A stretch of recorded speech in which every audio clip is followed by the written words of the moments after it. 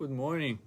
We are learning Tractate Eruvin, chapter 3.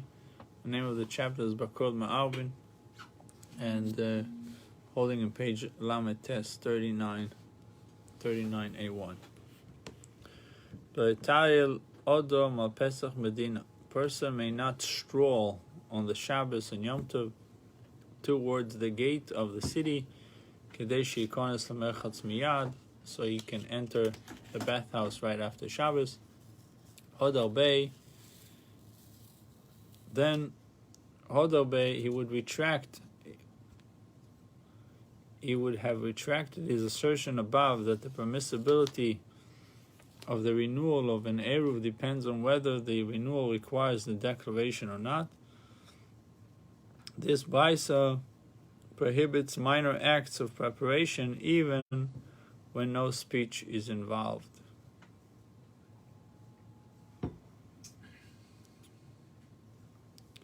So the Gemara says, "Veloi." Second, let me tell everyone that we are on.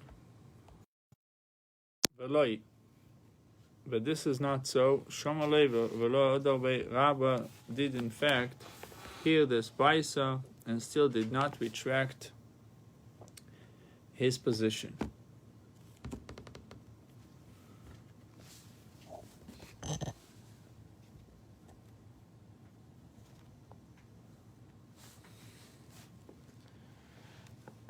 Hosam mechacho milso. There, in the case of the Baisa, it is evident to onlookers that he is preparing for tomorrow.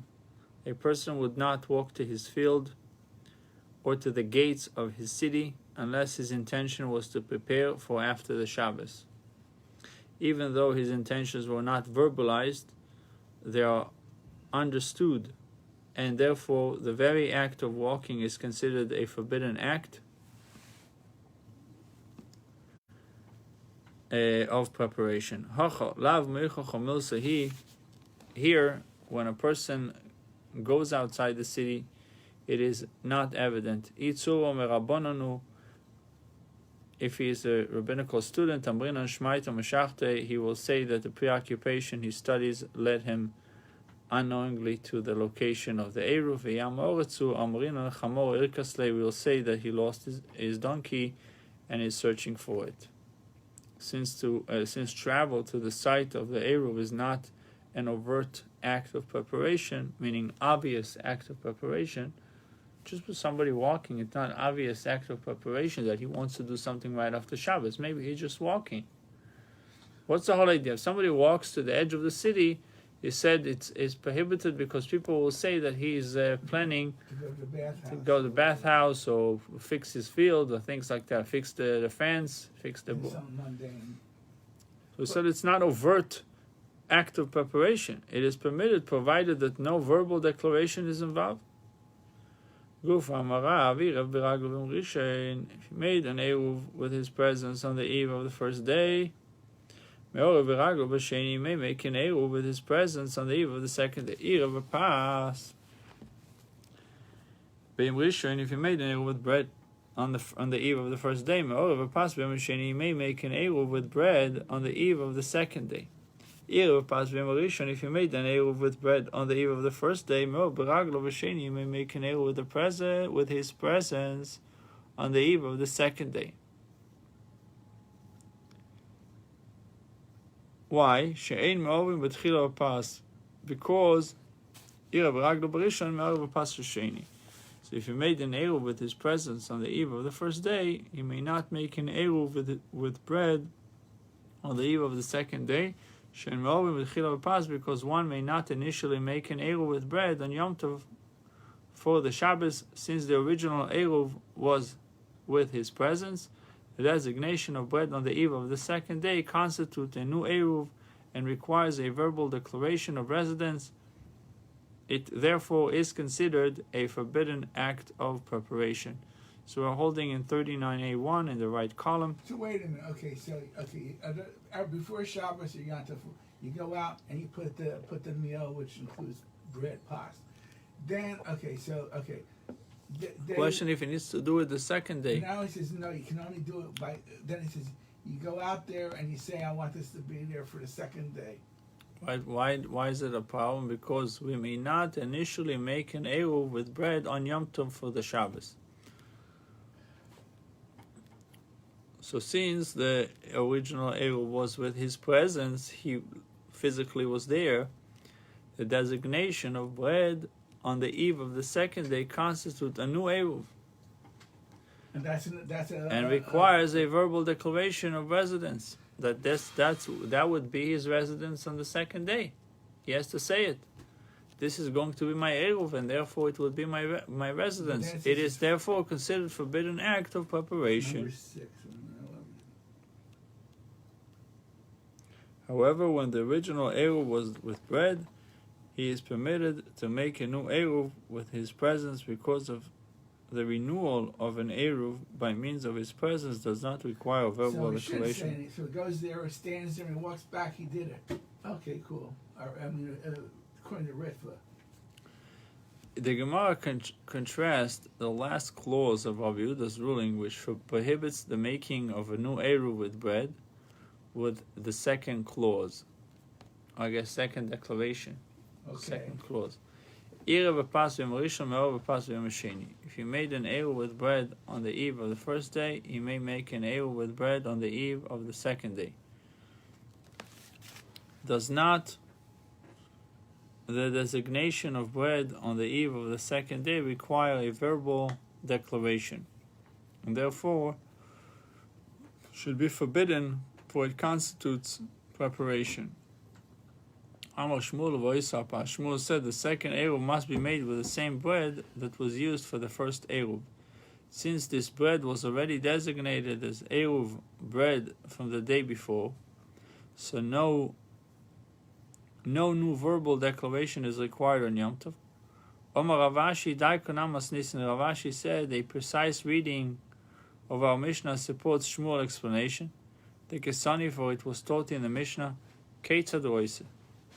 What should he do if he wishes to maintain his eruv for both days of Shabbos and Yom Tov, and avoid the possibility of the new eruv being lost on the first day?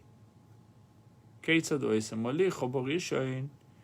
should bring it, the food, for the eruv, to the desired location on the eve of the first day.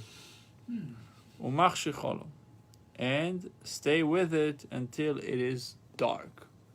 Okay. And then he should take it and go. And on the eve of the second day, he should bring the food back to the same location and stay with it until it is dark. And eat it.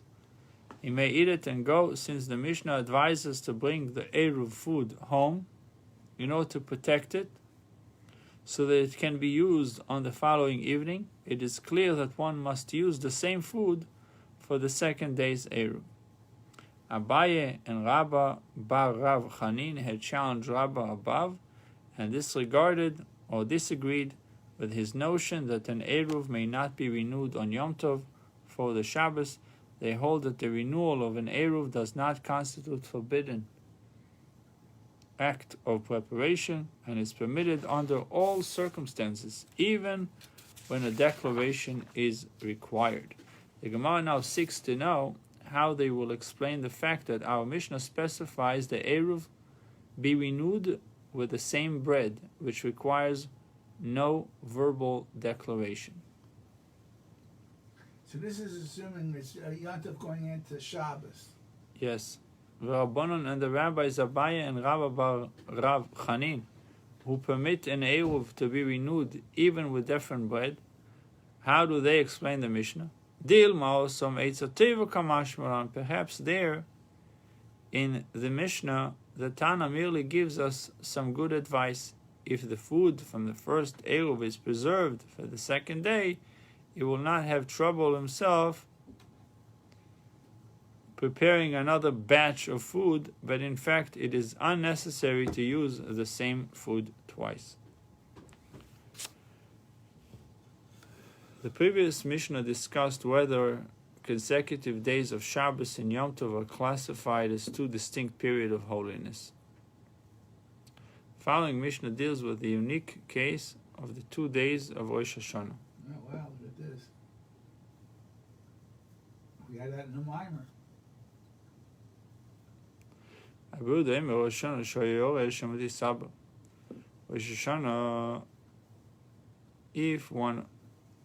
if on the eve of Rosh Hashanah there was concern that the preceding month of Elul might be extended and Rosh Hashanah would last 2 days, one who wishes to travel beyond his tchum on both days, each day in different direction, should observe the following procedure. Let's look at number 8. During most of the Talmudic era, the beginning of the month, Rosh Hashanah, was not fixed by a static calendar, but by the actual sighting of the new moon at the beginning of each month. Witnesses who saw the new moon would report their observation to the Beis Din, who would then declare the new month. The first day of the month could be either 30 or 31 days after the start of the previous month, and it could not be predicted beforehand on which day it would fall. In the land of Israel, this did not cause any problem with the observing of festivals on their proper dates, since, with the exception of Rosh Hashanah, they occur in the middle of the month, by which time the exact day proclaimed as Rosh Chodesh was already known throughout the land of Israel. The diaspora, however, observed 2 days of Yom Tov, as we do today, because communications in those days were too slow to assure the transmission of the information regarding the day of Rosh Chodesh by the middle of the month. The festival of Rosh Hashanah did present a problem even in the land of Israel, inasmuch as it falls on the first day of the month of Tishrei.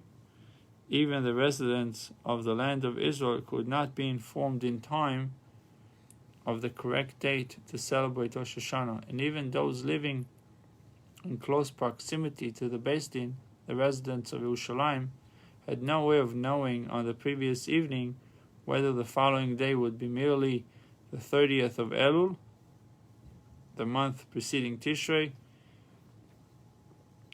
If witnesses did not come to testify the following day, or the first of Tishrei and Rosh Hashanah, in the event that witnesses do testify, they celebrate both the 30th and the 31st days following Rosh Hashanah, Rosh Chodesh Elul, as Rosh Hashanah. So the biggest issue they had is they could not notify people on time. The people of Israel, and how much more so the people outside of Israel. Right. So, like we say, when on the first day of Rosh Hashanah, we say the beginning of the Tehillim. We don't say the end of the like every other month. If it's a 2-day Yontiv, a 2-day Rosh Chodesh, the first it's the 30th. Because Rosh Hashanah Elul has 30 days. How many days it has Elul? You got the calendar here. Elul has 29 days.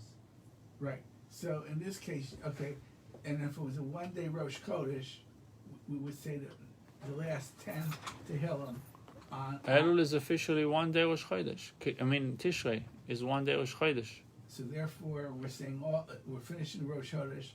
Rosh Hashanah is just 2 days, but there's not really Rosh Chodesh on Rosh Hashanah, because it's not just Rosh Chodesh; it's also the head of the year. Right. So we're saying the last 10 on a Friday, and then we start with numero uno on Rosh Hashanah. I'm just saying that it's different than the rest of the months. Well, you have 4, I believe the Rambam writes, you have 4 months, we learned it also in the Gemara, that you have 4 months that are choser in a year, and 8 months that are mole, which means that 4 months would be deficient, with only 29 days, and 8 months usually would be 30 days. So 8 times during the year you'll have 2 days of Chodesh, the 30th and the 1st, and 4 months out of the year you'll have only 1 day of Chodesh. Okay. So the Mishnah discussing a situation where they determined the Rosh Chodesh by sight, by seeing the lights. They didn't have a planned calendar. Yeah, when I was in Eretz Yisrael, I saw where the mountains were, that they were shining the lights and all that. So Rosh Hashanah, there was a concern that the preceding month of Elul might be extended. Rosh Hashanah would last 2 days. One who wishes to travel beyond his tchum on both days, each day in different directions, should observe the following procedure. When a person make 2 Eruvs on opposite side of the city.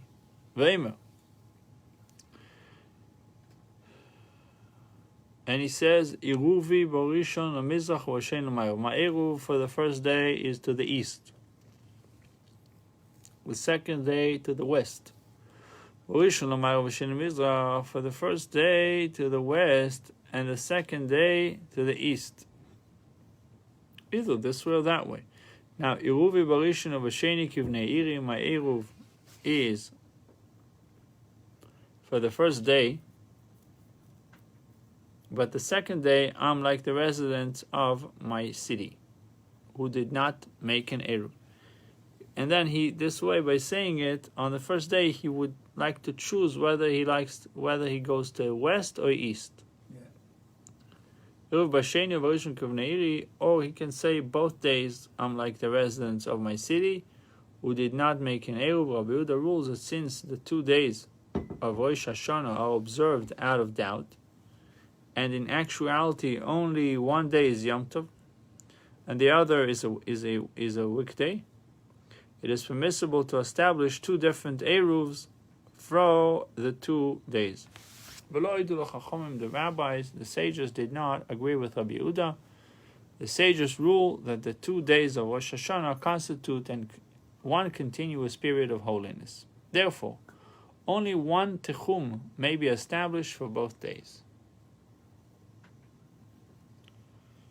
The sages in number 10, it says the sages take the view that the 2 days of Rosh Hashanah are not 2 days of doubtful holiness, but rather a single extended period of rabbinically ordained holiness. The reason for this will be given in the Gemara. Accordingly, it is forbidden to place 2 different Eruvs for the 2 days, because that would be tantamount to establishing 2 Eruvs for 1 day, which is impossible, as we learned above.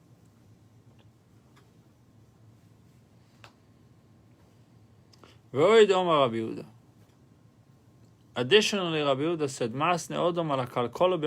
a person may stipulate, a condition concerning a basket of tevel produce on the first day of Yom Tov, the first of the 2 days of Rosh Hashanah, and read it on the second day of Rosh Hashanah.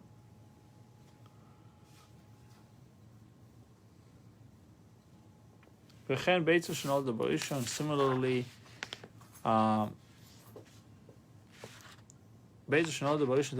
and similarly, an egg laid on the first day of Rosh Hashanah may be eaten on the second day. These 2 rulings are also based on the premise that essentially only one of the 2 days is Yom Tov and the other is a weekday. But the sages did not agree with Rabbi Yehuda, for they hold that the 2 days of Rosh Hashanah constitute a single period of holiness.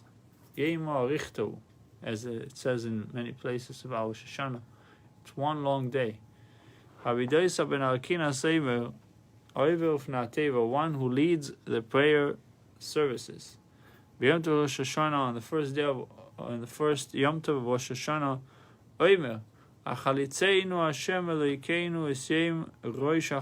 it says in prayer, fortify us, O Hashem, our God, on this day of Rosh Chodesh. Whether it is today or tomorrow. And the following day he says, fortify O Hashem, our God, on this day of Rosh Chodesh. Im hayom im emesh, whether it is today or yesterday. So Rabbi Dosa rules that Rosh Chodesh be mentioned in Rosh Hashanah prayers, and the conditional clause be inserted due to the doubt regarding its exact date.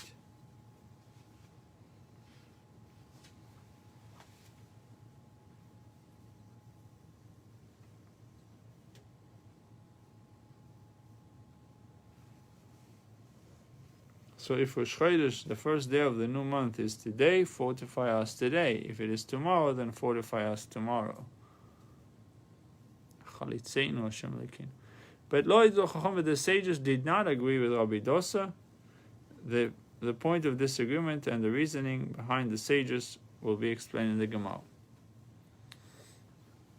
I think in actuality we don't mention Rosh Chodesh in Rosh Hashanah. We see Yalav Yovai, but we say Rosh Chodesh. I don't remember. Yom HaZikaron, as we said, Yom HaZikaron, the day of remembrance. I don't remember. We don't have the marks in front of us.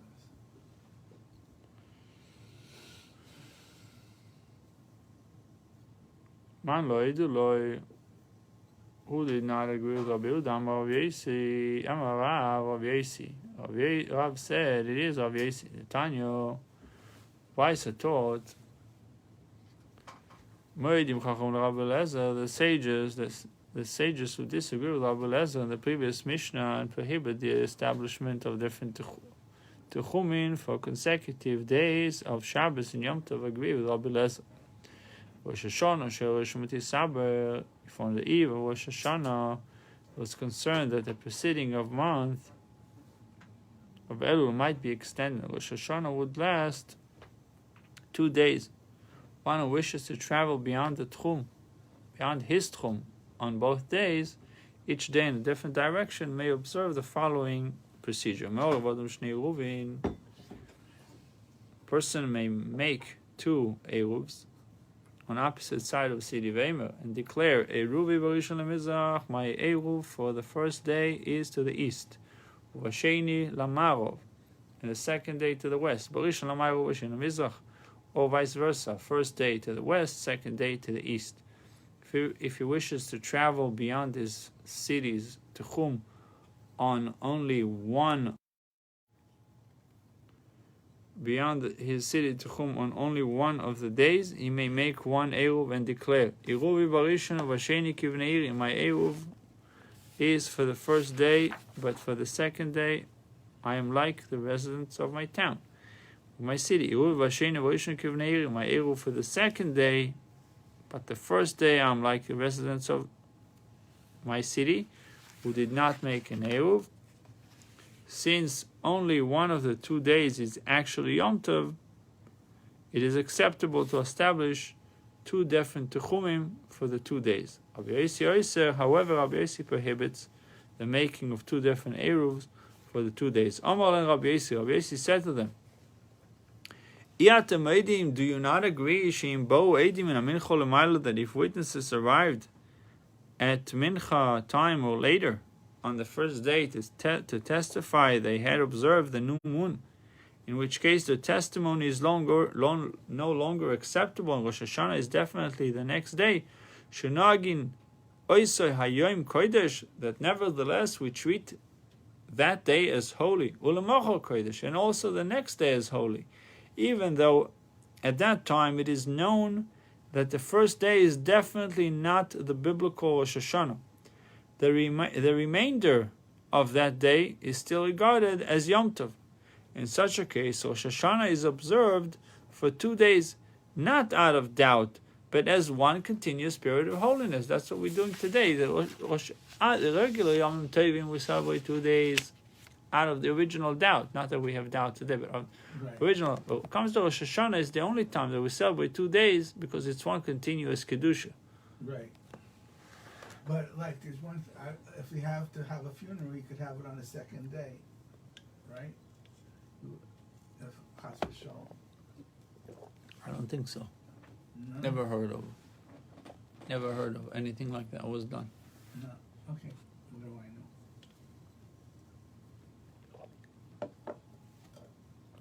I didn't hear it, but maybe you're right. I don't remember Rosh Hashanah.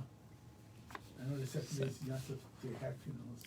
Another. Rosh Hashanah. Okay, good.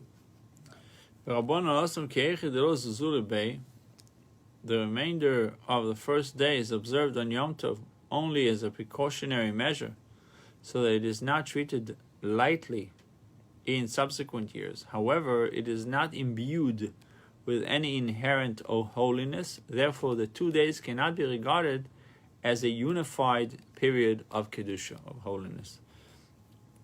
The Mishnah recorded 3 rulings of Rabbi Yehuda, all of them based on the premise that only one of the 2 days of Rosh Hashanah is essentially Yom Tov and the other is a weekday. The Gemara now demonstrate why it was necessary for Rabbi Yehuda to give all 3 rulings. The discussion is introduced with a quote from the Mishnah. Additionally, Rabbi Yehuda said, it is necessary for if he would have informed us of only the rule pertaining to the Eruv of Rosh Hashanah, he might have assumed that only Behok Amar Rabbi Yehuda. In this case, Rabbi Yehuda expressed a lenient opinion, Mishum Deloy Kovid Midi, because nothing is done on Yom Tov itself.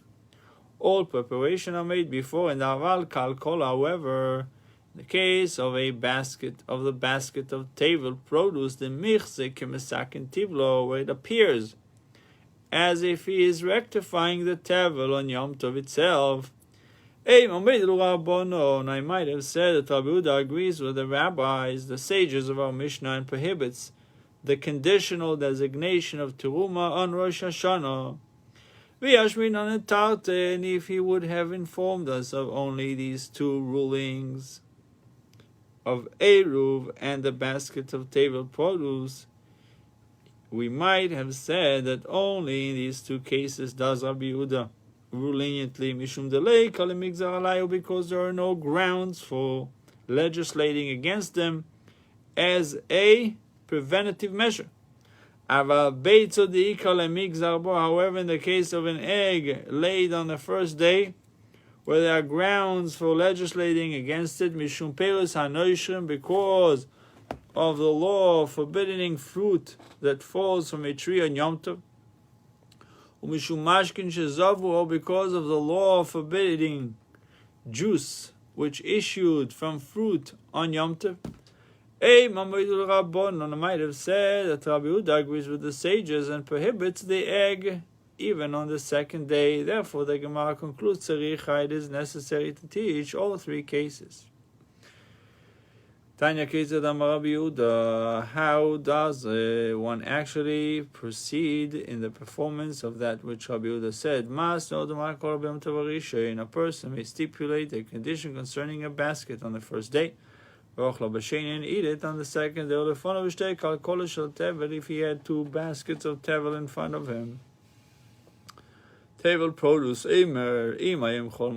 if today is a regular day, is a weekday, and tomorrow is a holy day, tomorrow is sacred, tomorrow is Yom Tov, there's a Teruma Zu. This one should be Teruma.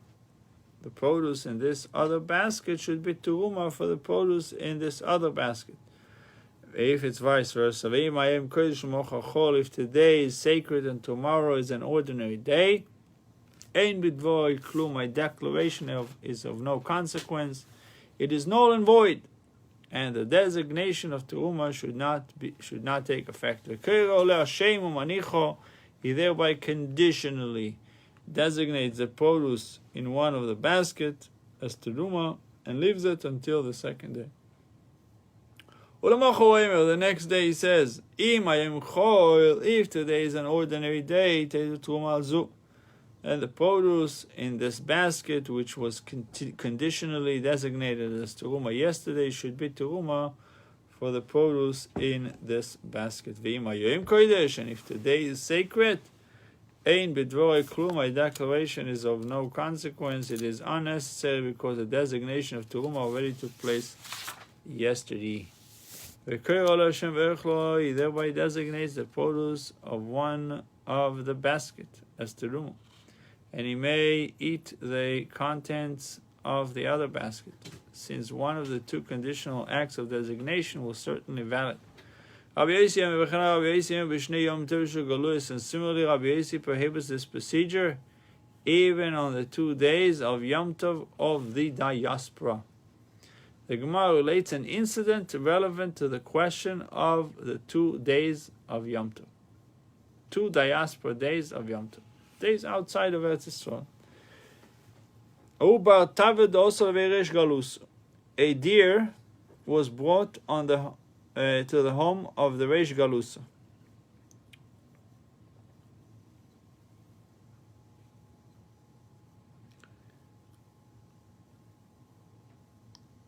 Okay? Yeah, I got it. They caught a deer, they brought it before to the house of the Reish Galusa, the exiliarch. Right.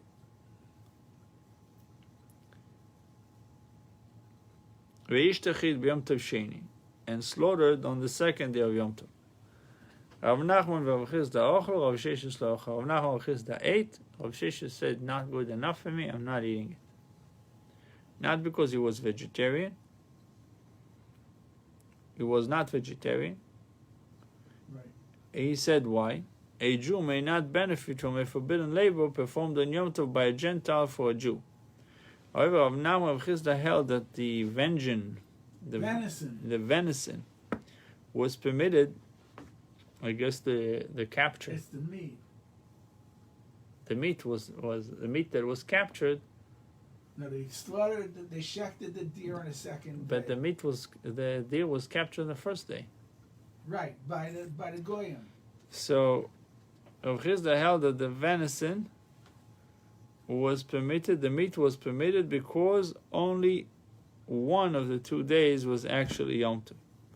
So, even if one were to assume that the day the animal was captured was a Yom Tov, it follows that the day on which they consumed the meat was not a Yom Tov. Rav Sheshes, on the other hand, regarded the 2 days as one continuous period of holiness, and therefore the opinion that the meat was forbidden for both days. Right. What am I going to do with Rav Sheshes, the loyochil bisol etavio, who is not eating the venison? But how could I eat? The Soni Isi has taught the following Baisa, which teaches that the 2 days of Yom Tov of the diaspora are regarded as one. And others say that Rav Sheshes phrased this response this way: Isi Toni, Isi taught. Following Baisa, which teaches that the 2 days of Yom Tov of the diaspora are regarded as one, and I should eat? Question mark. The Baisa referred to where Rav Sheshes reads as follows: Similarly, Rabbi Yossi prohibits this procedure of the conditional designation of Teruma, even of the 2 days of Yom Tov of the diaspora, since Isi Baisa confirms that Rabbi Yossi treats the 2 days as one continuous period of holiness. Rav Sheshes ruled that the venison could not be eaten until the termination of the waiting period after the 2nd day. What difficulty does this Baisa pose to the opinions of Rav Nachman of Chisda? Dilma ochikomo. Perhaps this is what the Baisa is saying. Similarly, Rabbi Yossi prohibits this procedure of the conditional designation of Tumah. On the 2 days of Yom Tov, Rosh Hashanah observed in the diaspora, Rabbi Yossi extends his stringent ruling even to the 2 days of Rosh Hashanah observed in the diaspora. He does not, however, extend it to the 2 days of Yom Tov of the diaspora observed on other festivals. So if they did the same thing in Sukkot, you could have a nice meal on the 2nd day. Iachi. If so, the Baisa refers exclusively to Rosh Hashanah.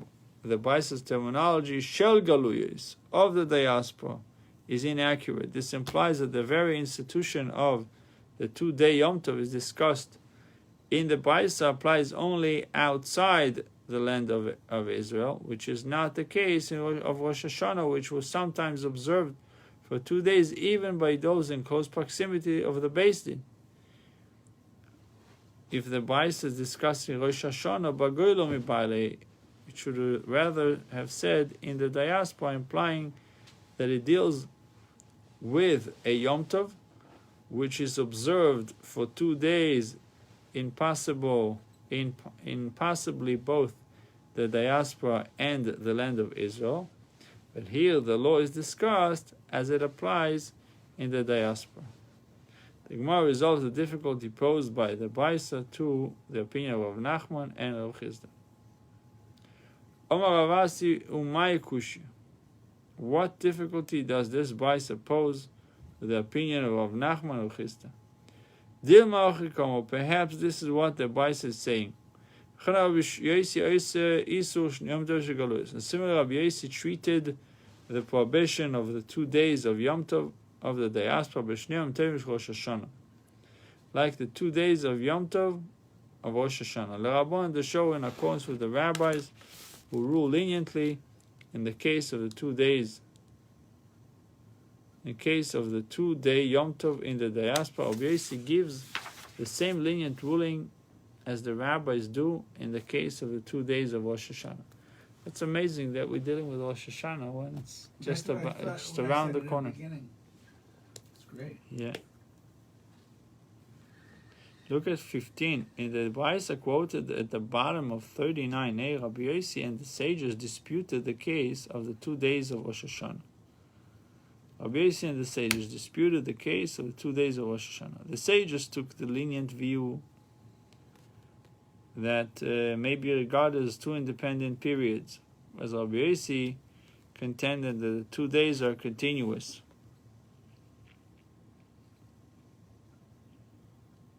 Rabbi Yossi considered in the case of the 2 diaspora days of Yom Tov, festivals other than Rosh Hashanah, the lenient view is correct, and the 2 days are regarded as separate. Rabbi Yossi had a reputation for Erudite. Sharp. Reasoning. Therefore, it is preferable to interpret the Baisa in this rather forced fashion rather than accept its plain meaning, according to which Rabbi Yossi takes the illogical view that even the 2 days of Yom Tov of the diaspora are a continuous period. So, according to him, that it's one continuous period only on Rosh Hashanah, not on regular Yom Tov.